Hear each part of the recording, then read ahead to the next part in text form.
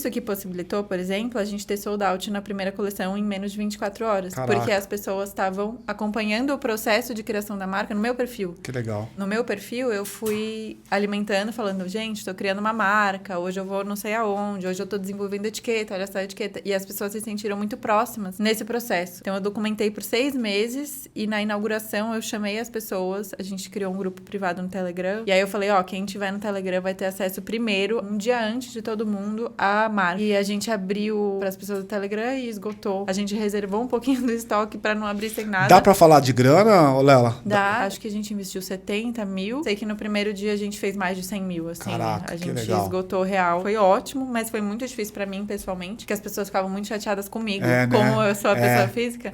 As pessoas vinham, tipo, nossa, eu tô muito frustrada, já é a terceira vez que eu tô tentando comprar, eu chego 10 minutos atrasada e não tem nada. Não tem nada. Agora a gente conseguiu estabilizar a Que demanda, legal. graças a Deus. Eu quero entrar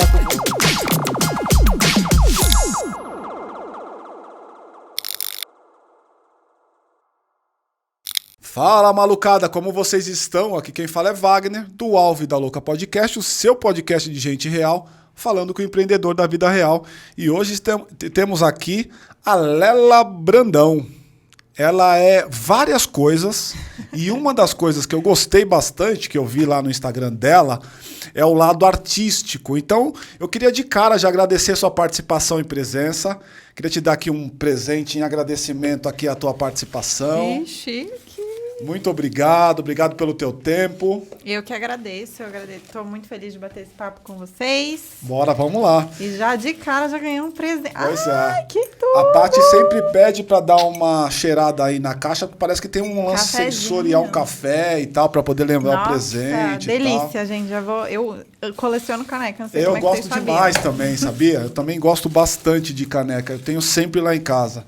A ideia hoje, pessoal, é a gente falar um pouco sobre o processo e por que é importante você construir a marca. Ela tem até uma fala, que depois ela me corrige se eu estiver errado, que é construir a marca vem antes ainda da construção do produto, porque tem uma coisa do apelo, e eu vou deixar ela explicar daqui a pouco. Então, mais uma vez, muito obrigado pelo seu tempo, pela sua disposição por vir aqui. E eu queria começar de cara te ouvindo, assim. Conta pra nós de onde é que você vem, de onde vem essa coisa empreendedora em você, e aí a gente vai entrando aqui nos temas na medida que você vai falando pra nós. Eu que agradeço o convite mais uma vez. Amo falar de empreendedorismo, especialmente desse tema de construção de marca, que eu sou apaixonada.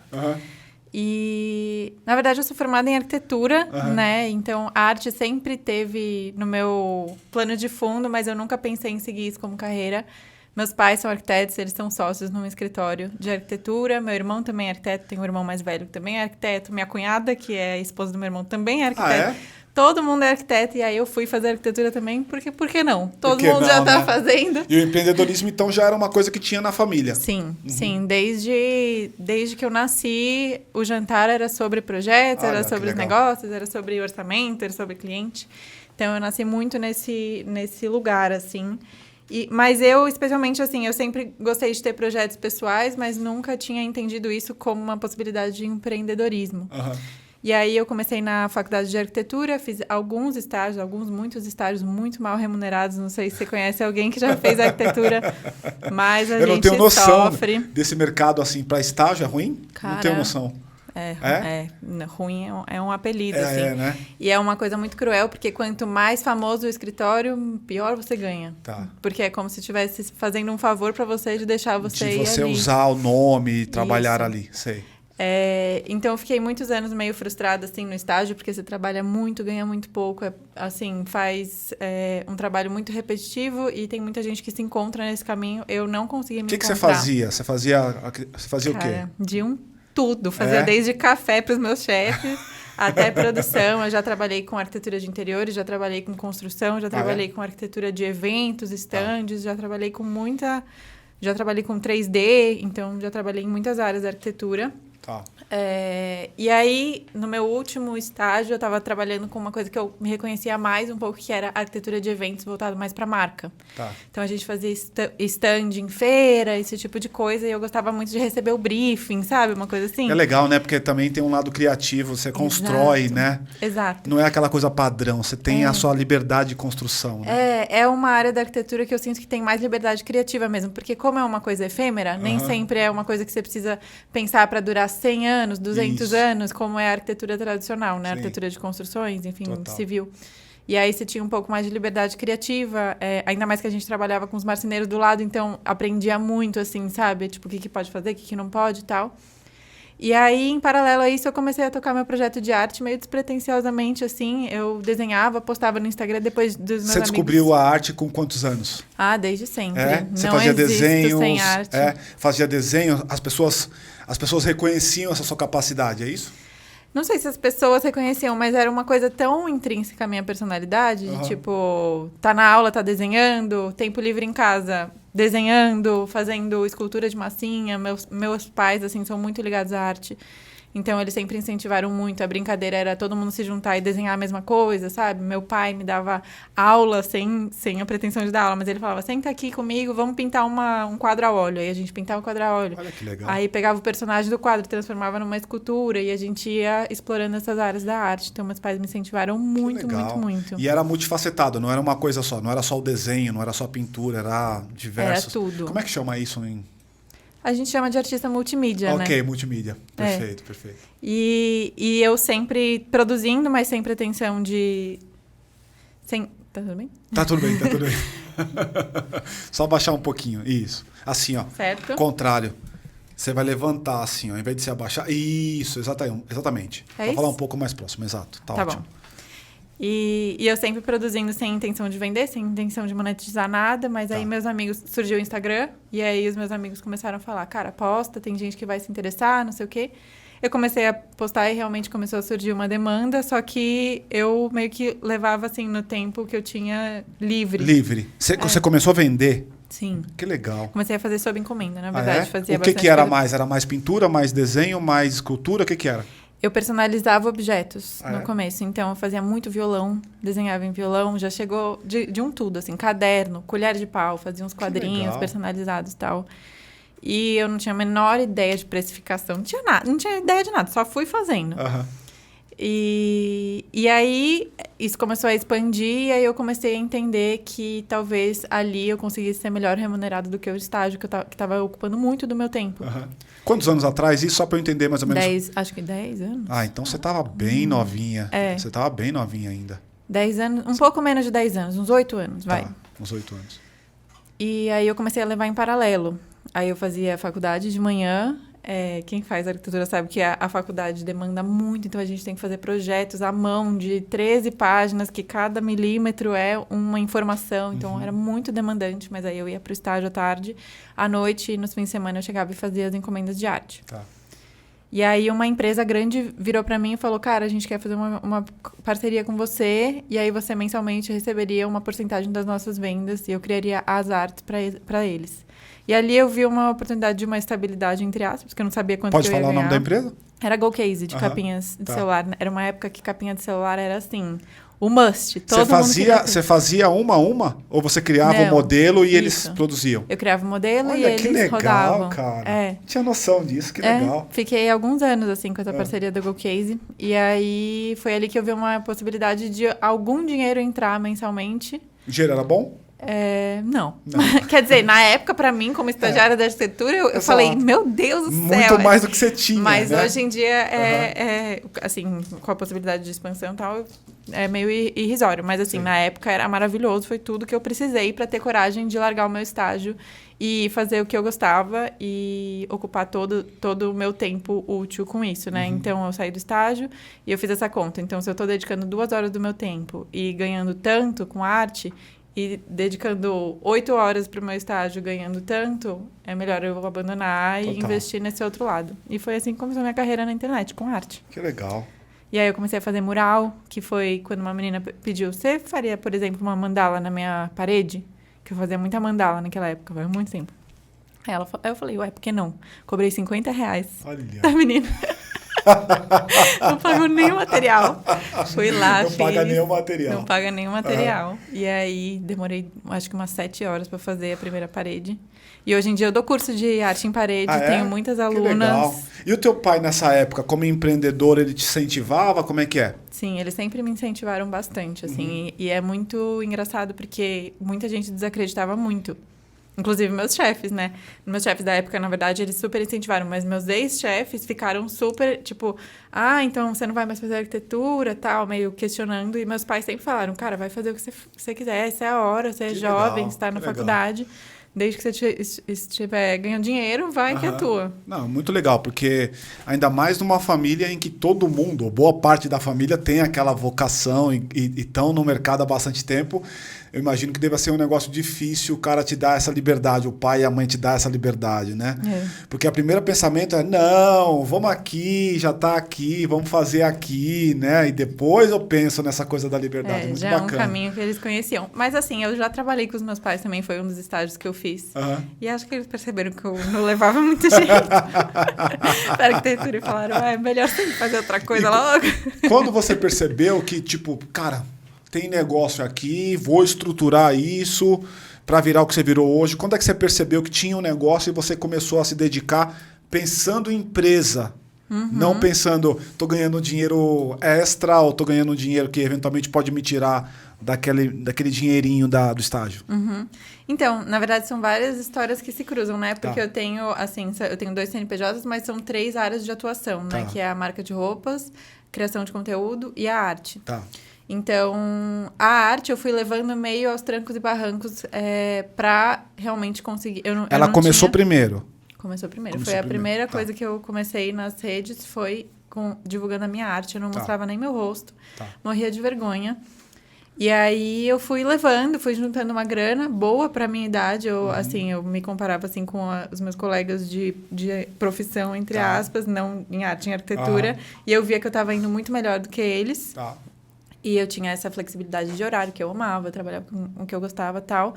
Mas eu nunca, nessa época assim que eu estava na faculdade, eu não via muito como uma empresa, tipo, eu sou uma empresária. Eu via, tipo, eu tenho um projeto e ele tá me dando um dinheiro. E aí, nessa época, eu ganhei uma bolsa para estudar artes plásticas lá em Lisboa. E aí, quando eu fui para lá, eu fui também com o dinheiro da minha arte. Me banquei lá por 6 meses só com o dinheiro que eu juntei aqui. Que legal. E isso... Por que Lisboa? Porque eu apliquei para Lisboa por conta da língua. Porque o dólar estava caro. Eu falei, então deixa eu ir logo para Portugal. O dólar caro, o euro caro, mas Lisboa sempre vai ser uma boa opção, né? O custo não é tão elevado quanto os outros países. É muito baixo em relação. Europeia, né? Nossa, só de lembrar que eu fazia mercado com 10 euros. Né? Maravilhoso. É linda a cidade. Eu tenho até um azulejo tatuado aqui. É incrível, aquilo ali é incrível. Nossa, eu sou apaixonado. Eu me lembro que, só um parênteses, quando eu fui para lá, a última vez, eu tinha uma meta. Eu ia comer bacalhau todos os dias. Diversas vertentes do bacalhau. Então, ou no almoço ou na janta tinha um bacalhau. Só um parênteses aqui, tô viajando. Mas e aí? Mas nossa, a culinária lá é muito maravilhosa. Legal, não é? Foi uma experiência incrível, assim. Ainda mais poder estar lá naquele país, naquela cidade tão linda e ainda fazer o que eu amo, que é estudar arte, né? E aí, quando eu voltei, aí tava quebradaça, né? Não tinha Já não tinha mais grana. Centavo. Tinha ido tudo lá em euro. Aí eu falei, agora eu vou ter que me virar. E aí eu comecei a engrenar a empresa, assim, entender que eu precisava criar formas de rentabilizar, divulgar meu trabalho. E como é que você começou? Qual foi a primeira forma que você falou? Puta, tem aqui um esquema pra... Então, foram dois movimentos simultâneos. Um foi o da arte, que eu comecei a divulgar com mais constância, porque antes eu meio que divulgava, tipo, tem coisa pra postar, eu posto. E aí, depois, quando eu voltei, eu falei, não, eu preciso traçar uma estratégia de divulgação, que as pessoas entendam o meu trabalho. Te ajudaram ou você fez sozinha? Não, eu fiz sozinha. Lela. Fiz sozinha. Sozinha, tá. E do outro lado, antes de ir para Lisboa, eu tinha um projeto de arte de rua que chamava Frida Feminista, que era um projeto de lambe-lambe, não sei se você sabe o que é. Não sei o que Sabe aqueles cartazes que cola nos postes, nos muros, com cola de farinha? Era isso. Então eu tinha esse Isso projeto. É lambe-lambe? Isso. Olha uma coisa nova que eu aprendi aí, Mal. Eu tinha esse projeto de lambe-lambe chamado Frida Feminista, que foi quando eu comecei a entender... Eu comecei a entender sobre o feminismo, eu comecei a criar frases para que outras pessoas tivessem acesso a esse conhecimento que eu estava aprendendo na época. Tá bom. Então, eu fazia frases bem simples e espalhava nas paredes, nos muros, em tudo. Eu tenho a impressão que eu já vi isso. Pode ser que sim. Que é um desenho dela, tal, Isso, com alguma coisa escrita. Eu tenho a impressão de ter visto. E se eu não me engano, é alguma coisa ali perto do beco do Batman, alguma coisa. Tem. Acho que tem até hoje uns cartazes lá. Pois é, eu acho que eu vi. E aquilo ali, quando eu fui para Lisboa, foi uma mídia que me foi cortada, né? Tanto por um cenário político que estava rolando aqui no Brasil, quanto porque lá em Lisboa não tinha... o feminismo não era tão discutido como aqui no Brasil, então eu não vi muito fit, assim, também não me sentia muito em casa como eu me sinto aqui. Tá.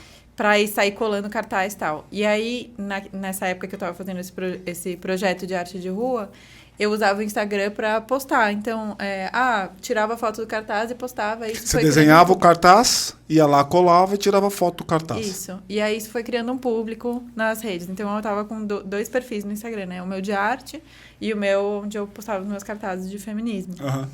Quando eu voltei de Lisboa, eu vi um público que estava interessado em conversar sobre feminismo, que é uma das pautas que eu sou apaixonada, mas eu não estava mais fazendo lambe-lambe. E aí eu falei, cara, talvez eu comece a fazer ilustração para debater esse assunto. Tá. E aí da ilustração eu comecei a mostrar mais meu rosto, isso foi lá em 2017. Aham. Comecei a mostrar mais meu rosto, levantar mais discussões, criei meu canal no YouTube e aí eu comecei a criar conteúdo. Tá. E aí uma coisa começou a impulsionar a outra. Então, o meu perfil pessoal, que se tornou o meu perfil Lela Brandão de hoje, foi criando uma comunidade que queria discutir sobre as mesmas coisas que eu estava propondo. E eu impulsionava o meu trabalho com arte, que era o meu outro perfil. Tá. E isso hoje está misturado, Lela. Hoje está misturado, Tá. Eu meio que aposentei o outro perfil e eu também, hoje estou me voltando mais para o curso de arte em parede do que realmente pegar clientes físicos. Tá. Porque, enfim... Porque dá escala, conta, né? Te dá escala. Da escalabilidade, exatamente. Te dá escala, você consegue pegar uma grana recorrente aí. Deixa eu te perguntar uma coisa, né? A gente tá aqui com essa coisa do poder da marca e por que a marca vem antes ainda do produto, né? Me dá essa introdução aí, joga para mim o porquê que você acredita nisso, porque eu vejo que a tua marca é teu próprio nome, né? Sim. Explica um pouquinho. Então, essa introdução é fantástica, porque teve um momento, eu tenho um sócio, né, que é meu noivo, Vitor, e a gente queria criar uma marca de roupas. Depois, acho que ao longo da conversa você vai entender melhor o porquê que a gente teve essa necessidade. Tá. A gente já tinha tido uma loja de produtos físicos muito pontuais, mas que era totalmente informal, não era uma marca, a gente não entendia como uma marca. Eram multimarcas? Não, era nossos produtos que a gente produzia, mesmo? mas era uma coisa muito como se fosse um merchandising nosso, sabe? Tá bom. Então, nosso no caso meu. Então, eu gosto dela, vou comprar a arte dela, vou comprar uma camiseta que ela fez. Entendi. E aí a gente não encarava isso como uma marca propriamente dita. Só que chegou uma hora que a gente falou, não, vamos fazer uma marca. E a gente falou, qual vai ser o nome? Aí eu falei, vai ser o meu nome? Porque, por conta disso, eu já estou há muito tempo construindo a minha comunidade. Então, há muito tempo eu falo das coisas que eu falo, construindo a minha credibilidade na internet. As pessoas me conhecem pelos assuntos que eu trago, me conhecem pelo jeito que eu comunico, pelas coisas que eu acredito e se conectam comigo por conta disso. Tá. E eu sabia que se eu fizesse uma marca X, com o nome X, que as pessoas às vezes nem associassem a mim, essa credibilidade ia ser muito mais difícil transmitir ela para a marca. Tá bom. Então, eu decidi que ia ser o meu nome, e aí o co vem de como se fosse uma cocriação, porque a gente tinha a intenção de unir mais forças para fazer isso acontecer. Com seus clientes, com quem? Unir com forças a nossa com equipe. Quem? Com a equipe. A gente sabia que não ia ser uma coisa que ia se encerrar eu e o Vitor, que a gente queria expandir, a gente tem um modelo de expansão. Tá bom. E que seria uma cocriação, não ia ser uma coisa tão limitada a nós. E isso foi muito incrível, porque é isso que possibilitou, por exemplo, a gente ter sold out na primeira coleção em menos de 24 horas. Caraca. Porque as pessoas estavam acompanhando o processo de criação da marca no meu perfil. Que legal. Então, o lançamento da marca, eu filmei, a gente demorou 6 meses para criar e Você criou colocar. o quê? Uma coleção? Foi uma coleção. Uma coleção do quê? De roupas. De roupas. A gente faz roupas confortáveis, é isso o nosso core. Não, isso é incrível, é uma coisa legal. Quando ela entrou, eu dou uma estudada nos convidados, né? E eu entrei no seu Instagram, vi tuas coisas e tal, e vi as roupas. Quando ela entrou na sala, eu não a conhecia, a primeira vez a gente se conheceu aqui. Aí eu olhei, quando eu vi a roupa, eu falei, é ela. Ficou tão marcado para mim o estilo, né? Aquela figura da roupa que eu tinha certeza que era você. Porque é uma coisa bem... Talvez tenha uma marca aí, né? Exato, exatamente. Você resumiu exatamente o que a gente tenta fazer com a marca. Então, durante a criação da marca, no meu perfil, eu fui alimentando, falando, gente, estou criando uma marca, hoje eu vou não sei aonde, hoje eu estou desenvolvendo etiqueta, olha essa etiqueta. E as pessoas se sentiram muito próximas nesse processo. Então, eu documentei por 6 meses e na inauguração eu chamei as pessoas, a gente criou um grupo privado no Telegram, que é o futuro falecido Telegram que vai sair, né? Mas a gente estava com uma base, assim, de umas 6 mil pessoas acompanhando. E aí eu falei, quem tiver no Telegram vai ter acesso primeiro um dia antes de todo mundo à marca. E aí eu falei, só que antes a gente vai sentar junto e a gente vai assistir o vlog de criação da marca. Então, 1 hora antes de lançar, eu coloquei o vlog no ar. E graça isso, Lela? Ou esse pessoal... De graça. O que custava era eles entrarem no grupo, né? Legal. Que aí a gente tem um canal direto de comunicação. E aí, pessoal, tem um caminho aqui. Eu estava num evento agora, até semana passada, lá em Austin, no Texas. South by Southwest. E aí eu peguei uma palestra que foi muito marcante para mim. Talvez ela te toque, porque você está na classe dos artistas e tal, criadores e tal. E a palestra falava sobre o NFT e como é que o mundo criativo vai beber da fonte NFT. NFT, pessoal, em suma, é uma forma que você tem agora mais moderna de você dar propriedade ou um pedaço da propriedade para alguém que não tenha exatamente a propriedade, mas em suma é isso. É um negócio que vai ficar complexo demais se eu explicar no detalhe, mas em suma é isso. E qual que é a possibilidade que eles têm? E essa palestra dizia... O cara hoje, imagina que um artista, ele queira abrir um NFT para 20 pessoas que vão ter a possibilidade de ter 1 a 1 com ele. Imagina um show. 1 hora antes do show, só essas 20 que compraram o NFT. Durante o show elas vão estar no lugar especial, ou que vão ouvir em primeira mão a música, ou que vão ter um contato diferenciado, e também depois do show. Ou seja, é uma forma de rentabilizar. A mesma coisa vai acontecer para o artista plástico, a mesma coisa vai acontecer para o influencer, para o YouTube, etc. e tal. Quando você foi me falando, me pareceu este lugar. Ainda não é um NFT, mas certamente em algum momento pode ser. Será? Sim. Não, o futuro a Deus dará, né? Exato. Mas nesse momento que a gente estava mais interessado é reunir um grupo de pessoas que a gente tivesse contato direto. Porque a gente não tem garantia que o Instagram vai entregar o post. A gente não sabe se a gente subir no YouTube, se a pessoa vai ver o vídeo.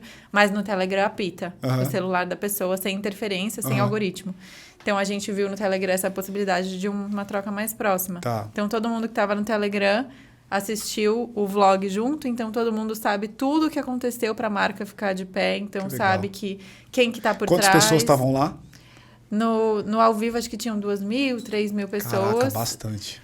E a gente abriu para as pessoas do Telegram e esgotou. E a gente, no dia da inauguração, quase não tinha nenhum estoque. Porque foi a gente abriu às 7 da noite, no meio-dia a gente quase não tinha nada. Porque a gente reservou um pouquinho do estoque para não abrir sem nada. Dá para falar de grana, Lela? Dá. Quanto sim. de grana foi esse lançamento aí, por exemplo? De investimento ou de pode retorno? Pode ser investimento e retorno. Não precisa falar exatamente, só ordem de grandeza para a gente ter uma noção. Cara, de investimento eu não vou te saber falar direitinho, mas a gente teve o retorno imediato, assim, acho que a gente investiu 70 mil na marca, não tenho certeza desse número, mas eu sei que no primeiro dia a gente fez mais de 100 mil, assim. Caraca, a gente legal. Esgotou real, não tinha, e isso foi até prejudicial, foi ótimo, mas foi até prejudicial porque a gente perdeu alguns clientes a longo prazo porque entravam no site. Isso até a nossa 11ª coleção acontecia, da gente esgotar.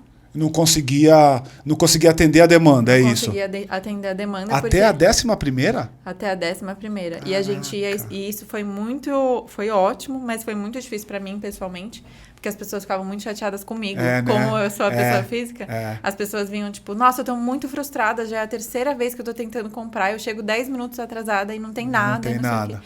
Mas aí agora a gente conseguiu estabilizar a demanda, que legal. Graças a Deus. Eu quero entrar com você daqui a pouco, o porquê a roupa é assim, por que ela é confortável, qual a história por trás, mas queria abrir para a Paty fazer uma pergunta.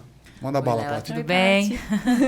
Eu estou aqui tentando descobrir, queria ver se você facilita a minha curiosidade. Eu queria entender qual que é o ponto que, na sua percepção, com tanta experiência desse relacionamento com as pessoas que gostam de você, da sua marca e tudo mais, qual que é o ponto mais forte de ligação, dessa conexão? É o que você diz? É o que você compartilha, né? Esses detalhes da sua construção, da sua criação. Qual que é o ponto forte? E aí deve ter outros pontinhos. Mas eu queria saber primeiro qual que é o ponto mais forte que você falaria para todos os empreendedores. Esse ponto tem que ter. Os outros você vai descobrir, por exemplo. Tá. Eu acho que é isso, né? É um conjunto de pontos que, assim, as pessoas se relacionam comigo diariamente. Então, isso é muito diferente de você comprar de uma pessoa que você não conhece, por exemplo. Mas eu não digo que tem que ter, mas o que pra mim fez sentido, já que eu trabalho com a minha imagem pessoal, com a minha marca pessoal e com a marca de roupas também, foi a confiança. Então, o que eu senti muito é que as pessoas transpuseram a confiança que elas têm em mim. Às vezes, como eu falo de temas muito profundos, assim, de uma forma super descontraída. Então, nas minhas redes eu abordo menstruação, feminismo, eu abordo, enfim, questões do mundo da jovem adulta, que as pessoas realmente se conectam muito com as coisas que eu falo, porque eu falo de um lugar genuíno e que realmente...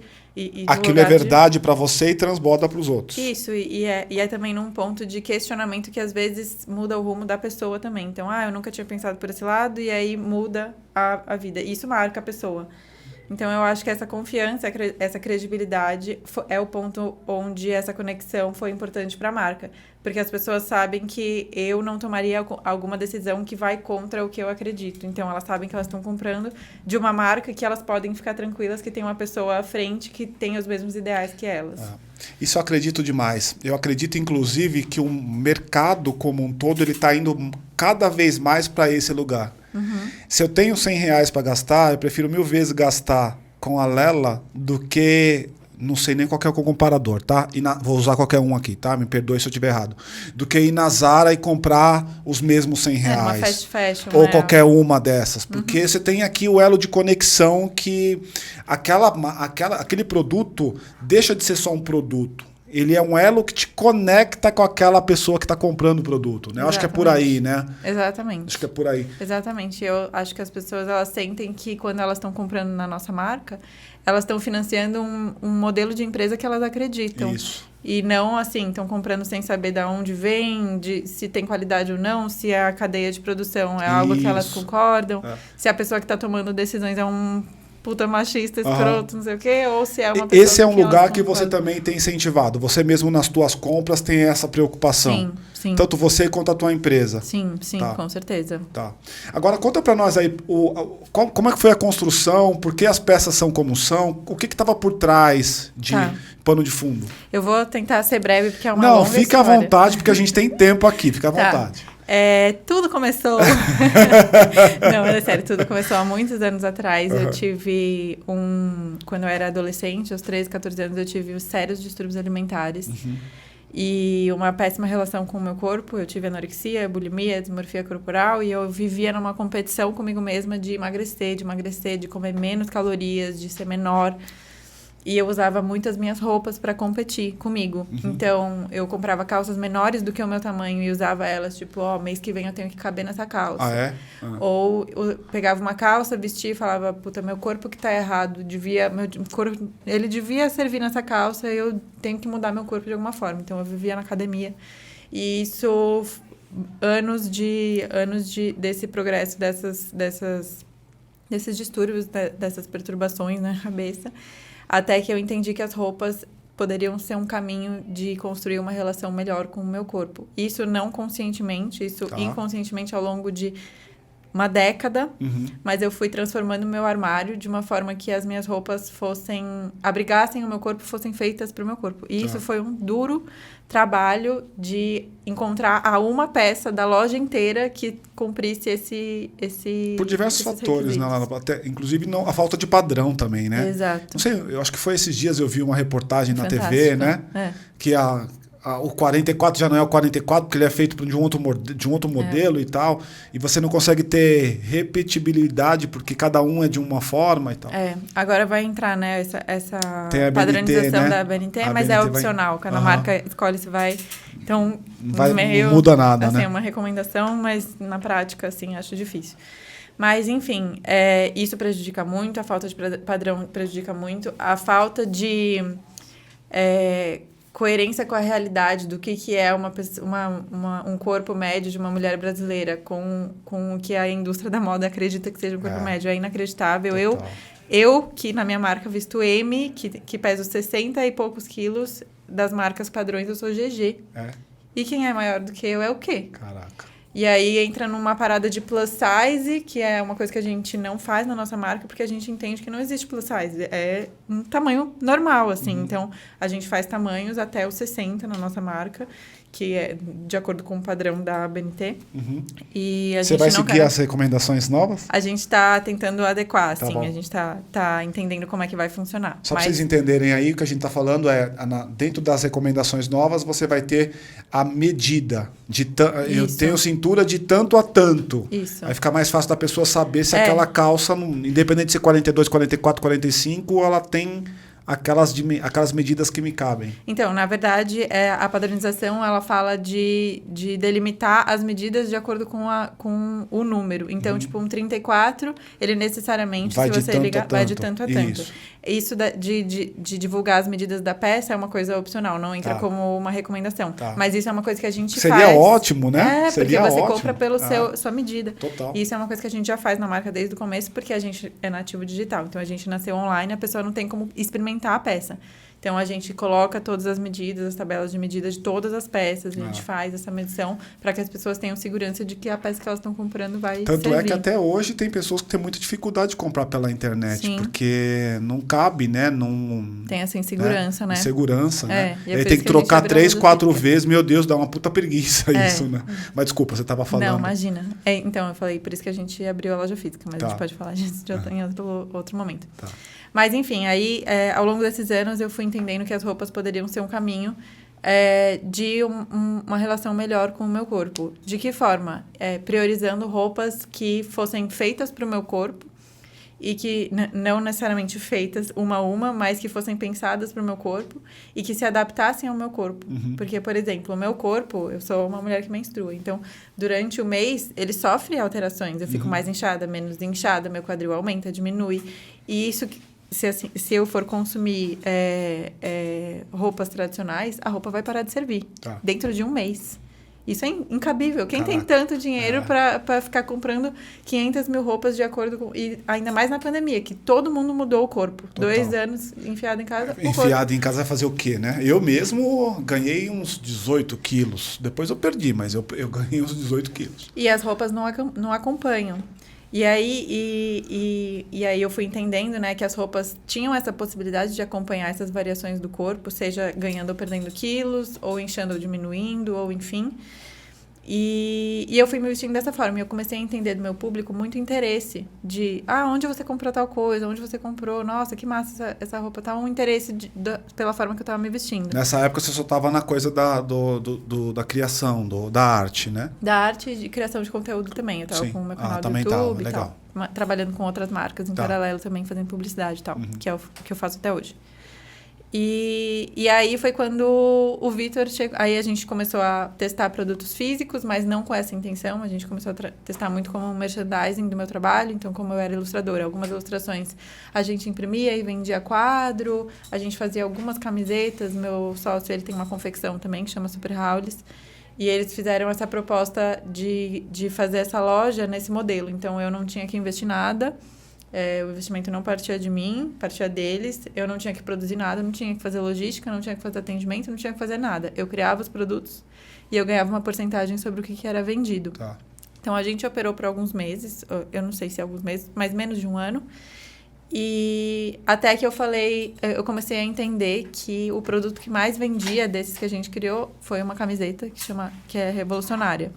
Então, eu entendi que as pessoas realmente preferem comprar algo que elas vistam, que representam uma ideia, do que um quadro, por exemplo, um print. Que é muito mais recorrente a compra de uma ideia que você veste, do que uma ideia que fica na parede. Isso é muito triste do lado da arte, porque eu sou artista também. Mas ali eu entendi que eu precisava me adaptar, porque se eu continuasse produzindo print, não ia vender o tanto que eu precisava que vendesse. E aí foi quando eu sentei com o Vitor e eu falei, cara, e se a gente criasse uma marca de roupas que o conceito são roupas confortáveis, e aí daí que vem o nosso slogan, que é uma mulher confortável em si é uma revolução, e aí eu falo disso até no TED Talks que eu gravei, do porquê que eu acredito que o conforto é tão essencial e tão importante para as mulheres. Tá. E aí a gente cria todas as roupas com base nisso. Então, a gente cria roupas pensadas para servir aos corpos e não ao contrário. A gente não assume que o corpo que vai ter que servir na nossa roupa. E aí a gente criou o conceito de roupas adaptáveis, que são as roupas que se adaptam ao seu corpo. Independente se é... Então, por isso que as pessoas têm pouca dificuldade de comprar online com a gente, porque as roupas se adaptam. Então, se você comprar um tamanho menor ou maior, raramente ele vai não te servir. Ah, é? É, porque eles são adaptáveis. Ele só vai ter um caimento diferente, mas não servir é difícil. Entendi. Tanto que da marca eu sou M, mas eu visto P e eu visto G. Hoje eu tô com uma calça G porque eu queria que ela ficasse mais larga. Tá. Mas essa calça P me serve perfeitamente também. Ah, é? Que Sim. legal. Mas como é que você trabalha a cintura? Porque a cintura de um P e de um G muda, né? A cintura é elástico. Ou malhas que esticam. Saquei. E aí a gente tem um elástico, porque também tem isso, né? Na indústria da moda, o elástico tem uma tensão que te machuca. Nossas roupas não podem machucar de nenhum jeito. Aí a gente foi atrás de um outro elástico, a gente faz com um elástico especial. Toda a modelagem é pensada, a gente vai testando. Então, chega a peça piloto, todo mundo do escritório passa um dia usando para ver se tem alguma coisa incomodando, aí relata, aí volta para o modelista, aí legal. Ajusta. Que legal. A gente vai fazendo esse teste. E vocês abriram uma empresa, estão com uma empresa disso, quantas pessoas tem lá? Como é que tá São hoje? 15 funcionários, CLT, tem algum, acho que... Não, hoje em dia a gente não tem ninguém freela, é todo mundo funcionário CLT, sim. Que legal. E aí, para onde você está indo? Como é que é o seu modelo de expansão? Como é que é esse negócio? Cara, na verdade, a gente tá dando conta da demanda, assim, porque as coisas acontecem muito rápido, graças a Deus, assim, a gente tá...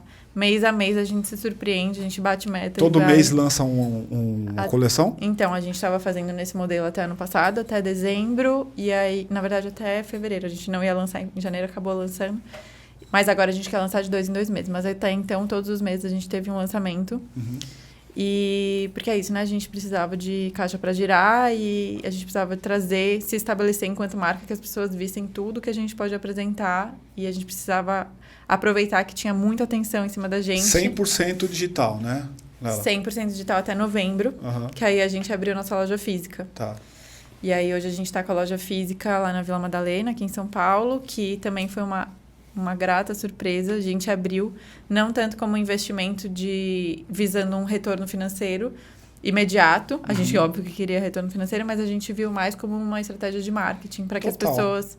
Como a gente fala de conforto, a gente sentiu que as pessoas precisavam pegar a peça, ver a qualidade, porque o feedback que a gente tinha é que as pessoas compravam e se surpreendiam quando chegava. De tipo, nossa, é muito gostoso, muito mais gostoso do que eu imaginava. Nossa, eu não consigo tirar, é maravilhoso e tal. E a gente entendeu que se as pessoas tivessem contato com a peça, contato com o nosso mundo, né, criar ali o universo, a gente ia se estabelecer muito mais fortemente enquanto marca. Só que aí acabou que o retorno financeiro também é muito bom, porque as pessoas vão lá e o ticket médio é muito maior do que o online. Porque elas ficam muito. Elas experimentam, né? Você tem a possibilidade de fazer cross ali, né? O cara pega uma peça junto com a outra, Exato. No online você vai meio que comprar aquilo que você precisa, né? Exato. Você ou não que viu você quer look, testar. Ou que você quer testar, ou lá para testar também. Né? Porque você pode colocar um negócio só para ver como é que fica. Ficou tão bonito que vai... Um comportamento muito curioso, assim, das nossas consumidoras são as consumidoras do EGG. Porque quem é grande sabe que, assim, é quase impossível você comprar uma peça e ela servir ou ela dar conta do seu corpo. E aí elas compram uma peça para testar. Então, quase todas as nossas clientes do EGG são assim, elas compram um top. Aí compra um top, a gente tem 7 dias para chegar, chega os 7 dias, faz uma nova compra com todas as peças. Compra todas as peças da marca. CPF compra todas as peças. Assim, é de praxe, assim. Sempre vem aí elas experimentam, puta, serviu. Aí elas compram tudo, assim. Legal. É muito legal. Paty. Eu tô aqui tentando... Você é uma pessoa, assim, bem... que vai passando a informação de uma forma muito calma, né? Muito tranquila, não ansiosa, né? Diferente. Nada. Eu sou aqui, o cara fica assim, então. E ela aqui, então. E a gente estava até conversando ali no off, né? Enfim, dos perfis de empreendedor, né? Aquele que já vai, planeja, já escala, já pensa. e aquele que vai vendo a coisa que vai acontecendo. E eu queria entender que tipo de empreendedor é você, como você se vê, porque me parece que você foi experimentando. Eu não sei se você tinha uma preocupação financeira, uma preocupação de gerar um lucro, de se sustentar com as suas ideias, ou se isso você foi expressando o seu talento e a sua voz, e naturalmente essa remuneração e essa alta remuneração, né, que eu estava falando da área criativa, que às vezes os criativos eles não vislumbram, eles podem ganhar muito dinheiro, mas eles não necessariamente estão vislumbrando uma escala de negócio, assim, né, num primeiro momento. Depois eu queria entender qual que é a sua visão em relação a esse crescimento empreendedor dentro de você? Eu vou falar mais da marca, porque o meu negócio, se você quiser, eu posso dar a resposta em relação às duas empresas. Mas em relação à marca, com certeza tem uma preocupação financeira, porque eu coloquei todo o meu dinheiro na marca quando a gente lançou. Então, se não voltasse, eu ia ter que voltar para casa dos meus pais, que eu nem tenho mais quarto, porque eles transformaram lá no outro negócio. Então, a preocupação era real, mas assim, eu tinha muita confiança de que o nosso trabalho estava sendo muito consistente de construção de marca e que ele ia dar um retorno. Eu não sabia que ia dar um retorno tão imediato e tão bom, mas eu sabia que ia ter um retorno e que eu não ia precisar ficar tão preocupada. Mas, realmente, eu foco muito na comunicação, na criação e de fazer algo consistente e verdadeiro com o que eu acredito. Quem entra mais nesse planejamento de expansão, nessas estratégias, é o meu sócio. Então, eu vejo o meu sócio, ele é formado em administração e ele trabalhou por muitos anos com varejo, em loja de maquiagem, em várias áreas. Então, ele tem bastante experiência, ele tem bastante visão de escalabilidade de negócio. Então, é muito legal trabalhar com ele, porque ele dá toda essa base que assim, se eu entrar nisso, eu fico maluca, assim. Eu sou capricorniana, Ele é o cara dos números. Ele é o cara do... Nipônico? Não.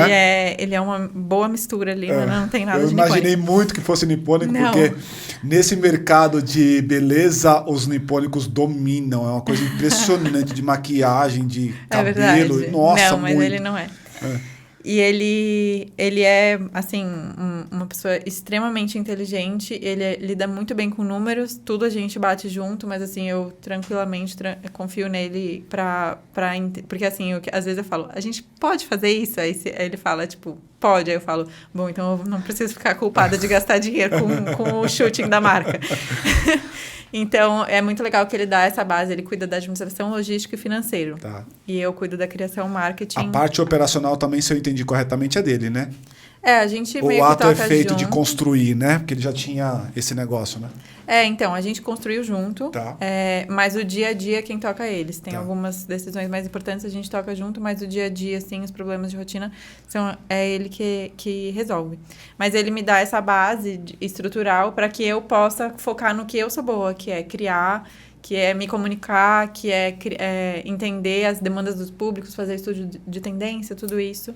Que ele não é responsável. Então, a gente separa isso. Tem alguns momentos que as nossas operações se cruzam, mas ele faz esse trabalho de base para que... Tá.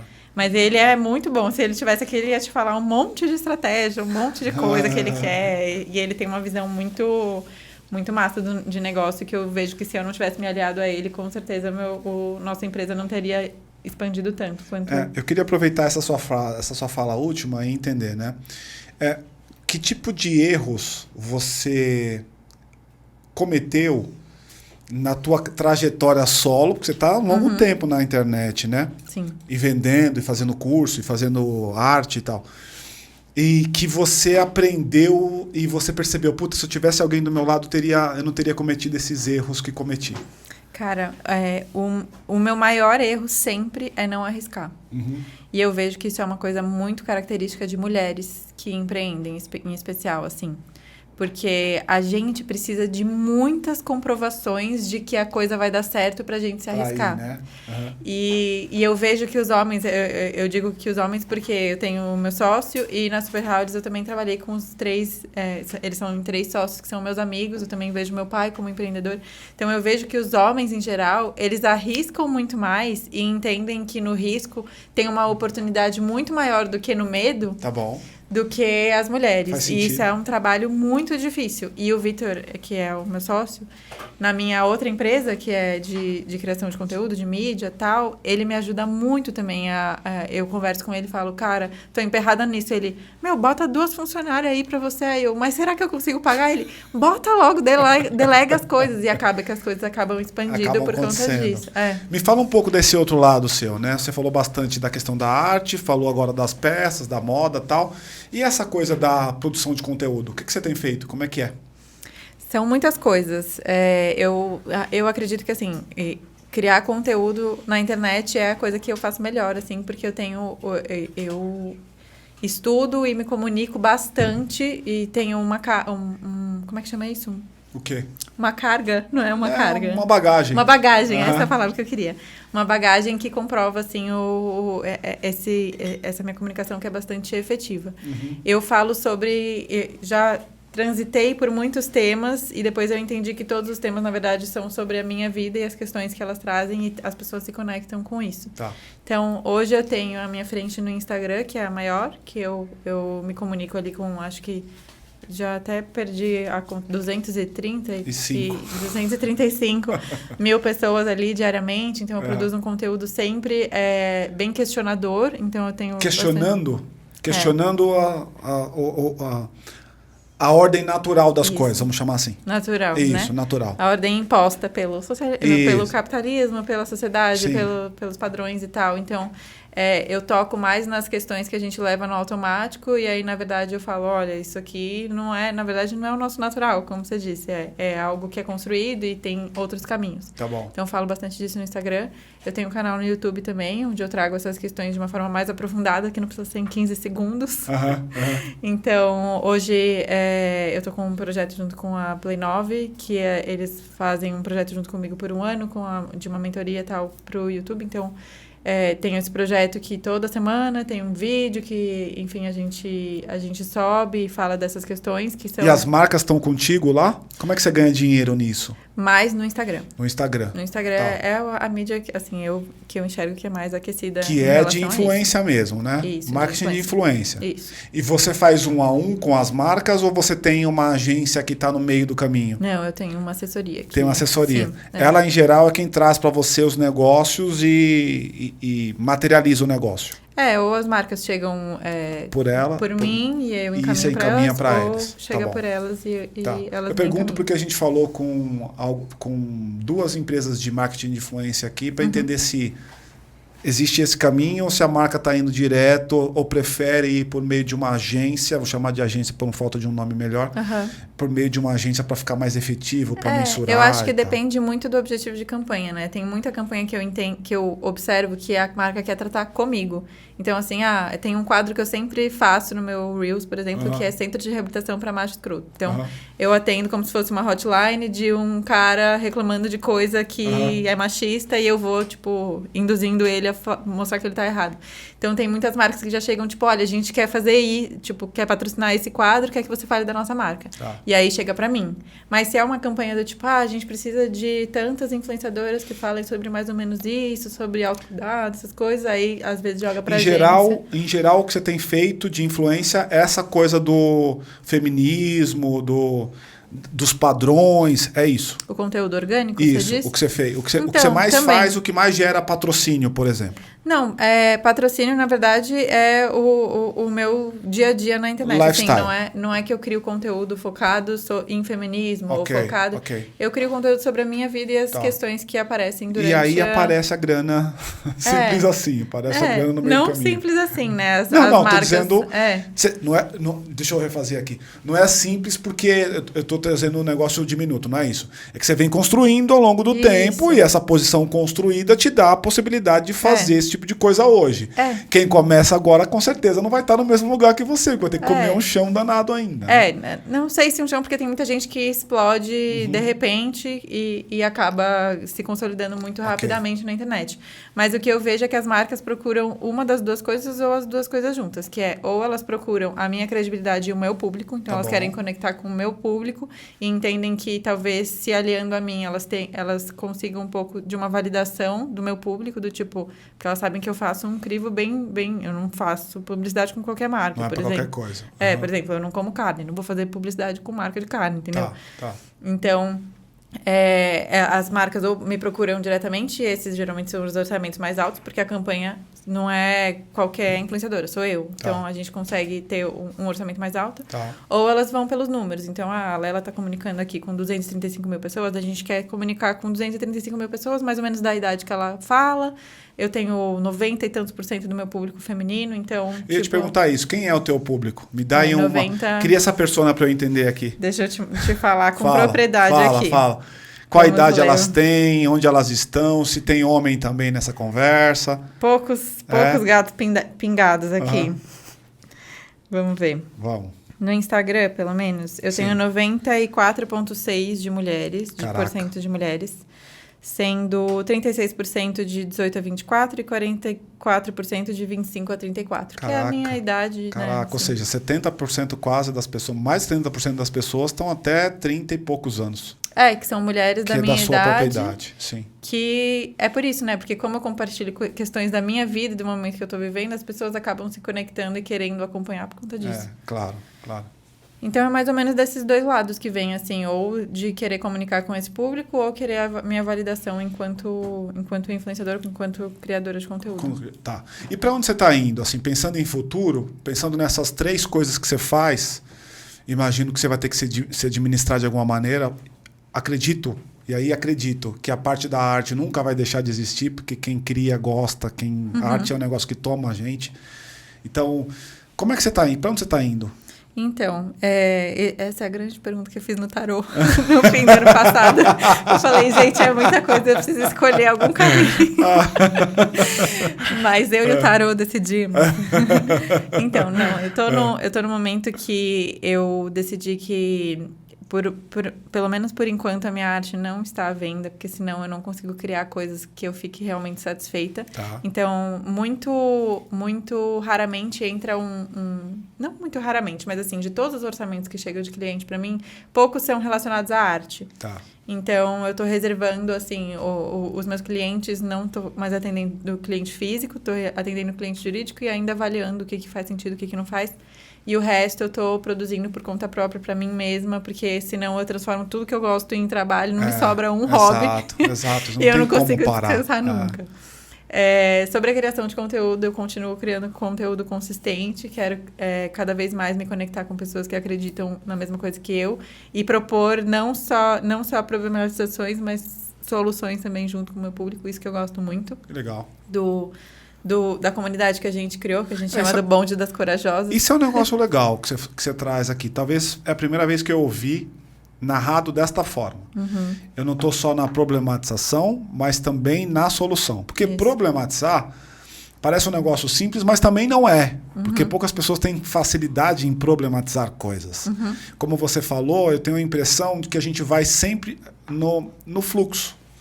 E não percebe o que está acontecendo. Exatamente. E só vai. Nem problematizar a gente não consegue, porque a gente não consegue ver problema na coisa. Exato. A gente acha que está no fluxo e vai. Independente de que coisa seja isso que eu estou falando. Agora, quando você consegue sair da problematização e ir também para a proposição do problema, da solução, talvez por isso que você tenha os 235 mil seguidores lá. É esse o caminho? Então, depende, assim, eu tento propor soluções que funcionam para mim. E às vezes eu uso a minha vida como exemplo do que as pessoas podem, de repente, imaginar de seguir também. Para elas. Mas tem problemas que eu não tenho como ter a solução, porque se eu tivesse, já tinha resolvido a fome mundial, por exemplo.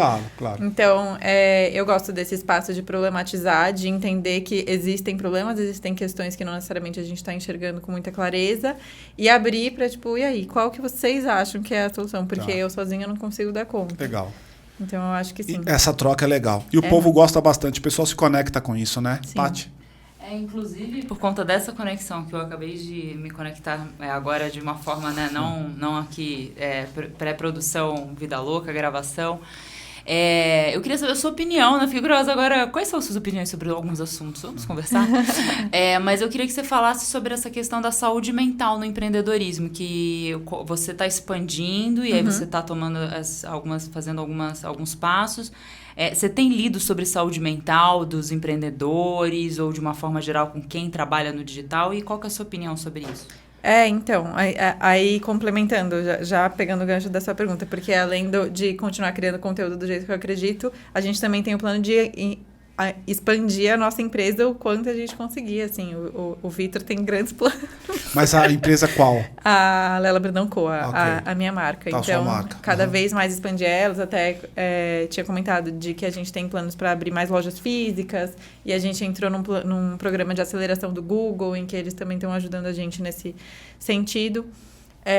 E aí eu não tenho lido especificamente sobre saúde mental dos empreendedores. Eu troco bastante sobre saúde mental com os criadores de conteúdo, porque a gente é uma pequena comunidade, né? A gente acaba se conversando, tem muita gente que está desgraçada da cabeça, inclusive eu fiquei desgraçada da cabeça no fim do ano passado com tanta demanda, e é muito importante ter essa troca e entender que não é um problema seu, né? É um problema de toda uma estrutura de como o trabalho foi construído.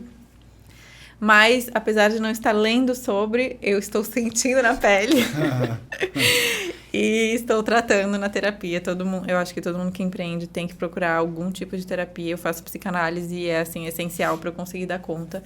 Porque a nossa empresa expandiu muito rápido e são muitas responsabilidades que a gente toma de repente, né? Então, a empresa acabou de fazer 1 ano. E lida com outras vidas, né? Porque me parece que para você é uma preocupação real, pelo pouco que você falou aqui, né? Exato. Tanto das consumidoras quanto da nossa equipe. Exato, da equipe mesmo. As 15 pessoas que estão lá dependendo de vocês de alguma maneira, né? Exato. Então, é muito importante esse tema da saúde mental. Eu acho que para todo mundo, para os empreendedores, acho que é só uma questão que é bem específica, né? Assim, é um tipo de questionamento bem específico. E se você tiver algum livro para recomendar, eu já vou estar comprando. Posso estar comprando um livro, né?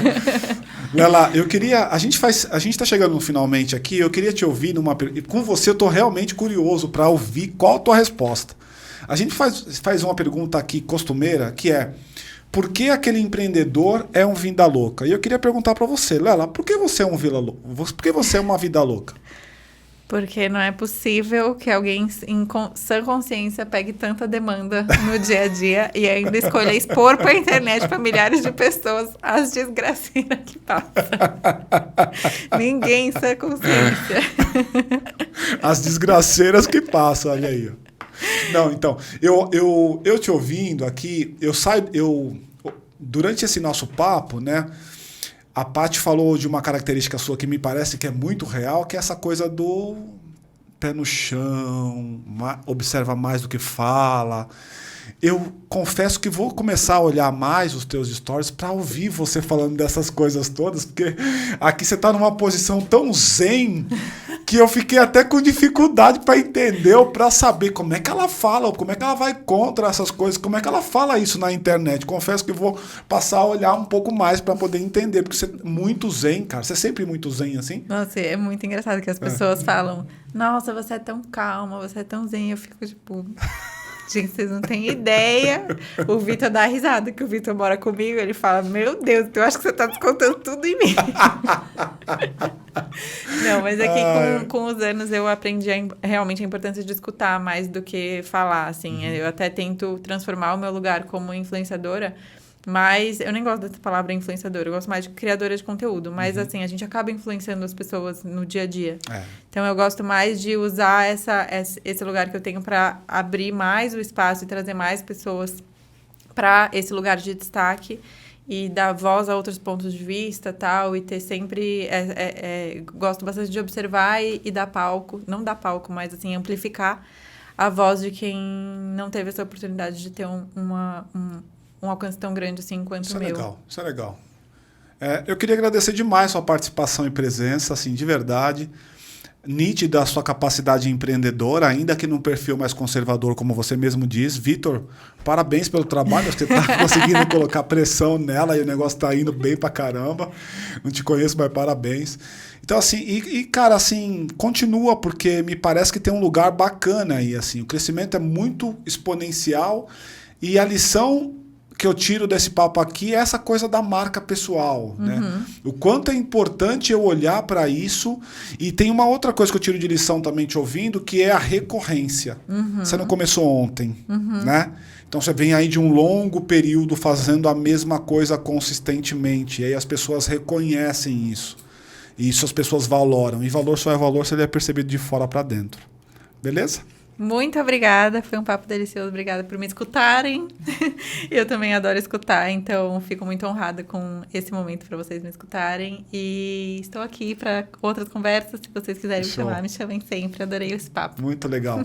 Se você gostou, não se esqueçam de curtir e compartilhar. E a gente vai deixar aqui embaixo as redes sociais dela. Gostou desse jeito zen, mas empreendendo e ganhando uma grana boa com o empreendimento? Procura ela lá, tá bom? Então, muito obrigado a todos. E até a próxima. Tchau, tchau. Tchau, gente. Obrigado, obrigada. Tá? Obrigado. Obrigada, eu que agradeço. Obrigado. Eu acho que o Vitor é o que está sofrendo toda a carga mesmo, porque é muito zen. Gente, vocês não sabem o que passa na minha cabeça.